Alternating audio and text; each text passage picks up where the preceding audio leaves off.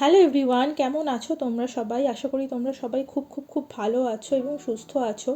আমিও ভীষণ ভীষণ ভালো আছি এবং সুস্থ আছি। আমাদের বার্মিংহাম যাত্রার এটা হচ্ছে দ্বিতীয় দিন। মানে বার্মিংহামের যে বেড়াতে যাওয়ার যে আমি সিরিজটা শুরু করেছিলাম, তো এটা হলো তার পার্ট 2। তো আমরা দ্বিতীয় দিন গেছিলাম হচ্ছে ওয়ারিক ক্যাসেল বলে একটা জায়গাতে। ওয়ারিক ক্যাসেলটা আমাদের বাড়ি থেকে কিন্তু বেশ খানিকটা দূরে ছিল। তো সেই জন্য আমরা প্রথমে বাসে করে চলে গেছিলাম হচ্ছে বার্মিংহাম যে মেন স্টেশন সেখান থেকে আবার ট্রেনে করে আমাদের 15 মিনিট লেগেছিল হচ্ছে ওয়ারিক স্টেশনে পৌঁছতে। প্রসঙ্গত বলে রাখি, এখানে কিন্তু ট্রেন অ্যাভেলেবিলিটি খুবই কম এই স্টেশনে যাওয়ার জন্য, এবং ট্রেনের ফ্রিকোয়েন্সিও খুব কম, এবং প্রত্যেকটা স্টপেজে কিন্তু ট্রেন দাঁড়ায়ও না। তো যারা তোমরা এই ওয়ারিক ক্যাসেল ভিজিট করতে যাবে তারা প্লিজ চেক করে নিও জায়গাটা এবং ট্রেনের টাইমিংটা। আর ট্রেন থেকে নামার পর আমাদের কিন্তু ওয়ারিক ক্যাসেলে হেঁটে যেতে হয়েছিল বেশ খানিকক্ষণ, প্রায় 25 মিনিট মতো লেগেছিল। বাট সেদিনকে ওয়েদার খুব ভালো থাকার জন্য আর চারিদিকে নেচারের ভিউ এতটাই সুন্দর ছিল, আমাদের কিন্তু কোনো রকম কষ্ট পেতে হয়নি। আমরা বেশ এনজয় করতে করতে জায়গাটা চারজনে মিলে হেঁটে হেঁটে এক্সপ্লোর করেছিলাম, ঘুরেছিলাম, এবং এখানে প্রচুর বোট টাইপের দেখতে পাবে।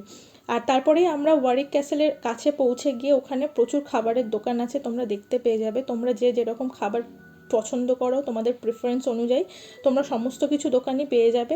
তো আমরা সেদিনকে চাইনিজ ট্রাই করবো ঠিক করেছিলাম, তো সেই হিসেবে আমরা একটা চাইনিজ রেস্টুরেন্টে ঢুকে গেছিলাম, যার অ্যাম্বিয়েন্সটা ছিল দুর্দান্ত, আমার তো খুব ভালো লেগেছিলো। তারপরে আমরা ঢুকে গেছিলাম হচ্ছে ওয়ারিক ক্যাসেলে। ওয়ারিক ক্যাসেলের টিকিট পাওয়া যায়, তোমাদের আগে থেকে প্রিবুক করে নিতে হবে টিকিট।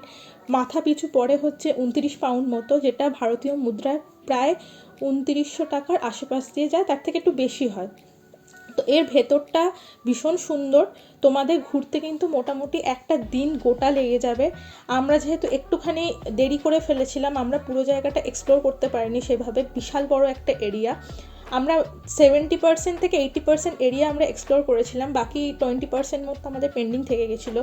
দ্বিতীয়বার আমরা যখন যাব সেক্ষেত্রে হয়তো আমরা আবার আরেকবার ওয়ারিক ক্যাসেলে যাওয়ার চেষ্টা করব, জানি না হয়ে উঠবে কিনা বা কবে যাব। বাট যদি তোমরা যেতে চাও বা তোমরা ওয়ারিক ক্যাসেল যাও, পুরো একটা দিন ধরে নিয়ে যাবে। ওখানে ব্যবস্থা খুবই সুন্দর, টিকিট চেকিং হয়নি, তোমাদের ঢুকিয়ে দেয় ব্যাগ, আর টিকিট চেকিং করে তোমাদের ঢুকিয়ে যেতে পারবে। এবং ফটো তোলা বা ভিডিওগ্রাফির ক্ষেত্রে কিন্তু কোনো রকম রেস্ট্রিকশন সেখানে নেই। আর তোমরা জাস্ট ভিডিওটা দেখতে থাকো, ভালো লাগবে। তবে আমি ওয়ারিক ক্যাসেলের ব্যাপারে আমি কিছু বলে দিই। ওয়ারিক ক্যাসেল হচ্ছে বার্মিংহামে অবস্থিত, এবং এটা 1068 খ্রিস্টাব্দে তৈরি হয়েছিল। প্রথমে এটা উডেন ছিল, তারপর আস্তে আস্তে সেটা ধীরে ধীরে স্টোন মেকিং হয়, এবং সেটা আস্তে আস্তে স্থায়িত্ব হয়। এত বছরের একটা পুরনো জিনিসও এটা কীভাবে প্রিজার্ভ করেছে সেটা কিন্তু খুবই আইডেন্টিক্যাল, এবং সেটা থেকে তোমরা অনেক কিছু জানতে পারবে এখানকার কালচার সম্বন্ধে, এখানে কিভাবে আগে মানুষজন থাকতো, কিভাবে এরা দিন যাপন করতো, সমস্ত কিছুই জানতে পারবে। এখানে এদের একটা বড় মিউজিয়াম আছে, সমস্ত কিছুই কিন্তু 29 পাউন্ডের মধ্যে ইনক্লুডেড। তো তোমরা ভিডিওটা দেখতে থাকো, এখানে মিউজিয়ামের ছবি ভিডিও আমি সবই দিয়ে দিয়েছি। এটা হচ্ছে ভেতরটা, জাস্ট ঢুকে এন্ট্রান্স, একটা বড় লন মতো আছে, বিভিন্ন রকমের শো হয় এখানে। যাদের বাচ্চা আছে বা কিডস জোন যদি কেউ থেকে থাকে যাদের মধ্যে, তো তাদের সেখানে বাচ্চাদের দেখার জন্য একটা শো হয়, প্রিন্সেস শো বোধহয় নামটা, আমি এই মুহূর্তে মনে পড়ছে না, আমি ভুলে গেছি। তো এই যে দেখো, আমি হেঁটে হেঁটে যাচ্ছিলাম ভেতরে ভিডিও করতে করতে, সুমি জাস্ট কিছুটা ক্যাপচার করেছিল আমার যাওয়ার। তারপর ভেতরের ভিউটা জাস্ট তোমরা এনজয় করতে থাকো, আশা করি ভালো লাগবে। আর আরেকটা হচ্ছে, এখানে অবশ্যই ম্যাপটাকে তোমরা ফলো করে নেবে। গেটে ঢোকার মোমেন্টে ওরা একটা ম্যাপ দিয়ে দেয় কাগজে, তো ওই ম্যাপ যদি তোমরা অনুসরণ না করো তোমরা কিন্তু কোনোটাই ভালোভাবে এক্সপ্লোর করতে পারবে না। এছাড়াও মাঝে মাঝে ওরকম দেখবে একটা একটা কাঠের জায়গায় গোল গোল করে ম্যাপ দেওয়া আছে। জায়গাটা ভীষণই ইকো ফ্রেন্ডলি, কোনো রকম নোংরা মানুষজন করে না, সেক্ষেত্রে কিন্তু জরিমানা হতে পারে। তো জায়গাটা খুবই নিট অ্যান্ড ক্লিন, পরিষ্কার পরিচ্ছন্ন, আর পুরো যারা নেচার লাভার আছো তাদের জন্য খুবই একটা সুন্দর জায়গা। দেখতে থাকো ভিডিওটা, ব্লগটা, আশা করি ভালো লাগবে।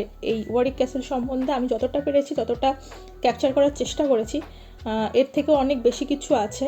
আমি মিউজিয়ামটার ওপরই মেন প্রাধান্যটা দিয়েছিলাম, কারণ হচ্ছে ওই জায়গাটা, মিউজিয়ামটাই ছিল ওখানকার মেন অ্যাট্রাকশন। আমার মিউজিয়ামটা ভীষণ ভালো লেগেছে, আমার যে কোনো মিউজিয়ামই খুব ভালো লাগে, আশা করি তোমাদেরও ভালো লাগবে। আর একটা কথা বলে দিই, যারা তোমরা ইউরোপ বা ইউকে, আমি মেনলি ইউকেরটাই জানি, আমি ইউরোপেরটা বলতে পারবো না, যারা তোমরা ইউকে বেড়াতে আসবে তাদের ক্ষেত্রে একটা ইনফরমেশন আমি দিয়ে রাখি। তোমরা যখন ট্রেনের টিকিট কাটবে, এখানে লোকাল ট্রেনের টিকিট বা এখানে ঘুরতে যাওয়ার জন্য ট্রেনের টিকিট কাটবে, ট্রেন লাইন অ্যাপটা অবশ্যই ইউজ করবে। ট্রেন লাইন হচ্ছে এখানকার টিকিট কাটার জন্য একটি অ্যাপ, যেটা তোমরা যে কোনো ফোনে ইনস্টল করে নিতে পারবে। এবং ওই ট্রেন লাইনে দেখবে একটা জায়গায় থাকে রিটার্ন অপশান, একটা তো সিঙ্গেল, একটা রিটার্ন, আর একটা হচ্ছে ওপেন রিটার্ন। ওপেন রিটার্ন মানে হচ্ছে তোমরা যেদিনকে যাবে সেদিনকেই ফিরবে। তো সেক্ষেত্রে ওপেন রিটার্ন দিয়ে টিকিটটা কাটলে যে কোনো জায়গায় সেখানে কিন্তু অনেকটা টাকা তোমাদের কম লাগবে, তোমরা যদি সিঙ্গেল রিটার্ন এরমভাবে কাটো। তো আমি তোমাদের সাজেস্ট করবো, যখনই তোমরা এখানে যারা ঘুরতে আসবে বা এখানে যারা ঘুরতে যাও, তারা ট্রেন লাইন অ্যাপে যদি সেদিনকেই তোমাদের ফেরার প্ল্যান থাকে, তাহলে ওপেন রিটার্নটা দিয়ে টিকিট কাটলে সেক্ষেত্রে কিন্তু টাকাটা অনেকটাই কম লাগে। মানে তোমরা দুটো মানে রাউন্ড ট্রিপের জন্য যে টাকাটা পে করবে ওপেন রিটার্ন দিয়ে কাটলে, এবং সেক্ষেত্রে সিঙ্গেল রিটার্নে বা সিঙ্গেলে কাটলে তার মোটামুটি ডবল টাকায় পে করতে হয়। ওপেন রিটার্নের ক্ষেত্রে কিন্তু টাকাটা অনেকটাই কম লাগে। তো এটা অনেকেই জানে না। তো সেই জন্য আমি ইনফরমেশনটা দিয়ে রাখলাম, আশা করি তোমাদের পরবর্তীকালে সুবিধে হতে পারে।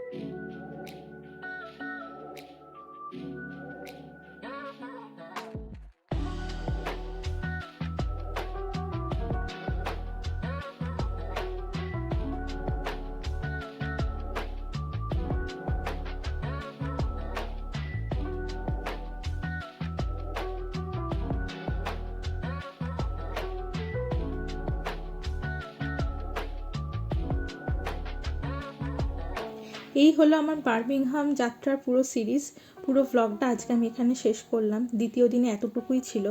তো তোমরা প্লিজ জানিও ভ্লগটা কেমন লাগলো, ভ্লগগুলো কেমন লাগলো, পার্ট 1 এবং পার্ট 2। আরও নতুন নতুন ভ্লগ আসতে চলেছে। আমি আশা করি এবার একটু রেগুলার হব। প্রত্যেকটা ভিডিও শেষে আমি এই কথাটা বলি, আমি রেগুলারলি এবার ভিডিও আনার চেষ্টা করব। তো জানি না পরবর্তীকালে কী হবে বা কী হতে চলেছে। যদি সব কিছু ঠিকঠাক থাকে, সুস্থ থাকি, সব কিছু যদি ঠিকঠাক আমার সার্কামস্ট্যান্সেসে ভালো থাকে, তো খুব তাড়াতাড়ি আবার নেক্সট ভিডিও আসতে চলেছে। তোমাদের এই ভিডিওটা কেমন লাগলো কমেন্ট বক্সে অবশ্যই জানিও। যদি ভালো লেগে থাকে একটা শেয়ার করে দিও এবং চ্যানেলটাকে কিন্তু সাবস্ক্রাইব করতে ভুলো না। টাটা।